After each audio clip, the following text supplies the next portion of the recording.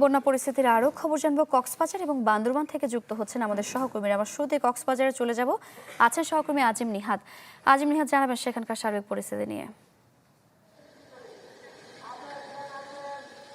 সারিকা, কক্সবাজারে বন্যা পরিস্থিতি ধীরে ধীরে অবনতির দিকে যাচ্ছে। আমরা আজকে যদিও বৃষ্টি কিছুটা কম হয়েছে, কিন্তু এর মধ্যে চকরিয়া পেকুয়াতে অবস্থা খুবই ভয়াবহ। সেখানে উজান থেকে নেমে আসা যে মাতামুহুরী ঢল, সেই মাতামুহুরী ঢলের কারণে আশপাশের উভয় পাশে যে চকরিয়ার বিভিন্ন এলাকা রয়েছে, বেশ কিছু এলাকা প্লাবিত হয়েছে। ইতিমধ্যে চকরিয়া উপজেলা নির্বাহী কর্মকর্তার সাথে কথা হয়েছে। তিনি যেটি বলেছেন যে সেখানে প্রায় 1 লক্ষ মানুষ বন্যা কবলিত হয়েছে এবং এর মধ্যে বেশ কিছু মানুষ আশ্রয় কেন্দ্রেও গিয়েছে। যারা আশ্রয় কেন্দ্রে গিয়েছে তাদেরকে তারা প্রাথমিকভাবে খাদ্য সহায়তা দেওয়ার চেষ্টা করছেন। একইভাবে যারা বিপর্যস্ত অবস্থায় আছে তাদেরকে উদ্ধার করে বিভিন্ন জায়গায় নিয়ে যাওয়ার চেষ্টা করা হচ্ছে।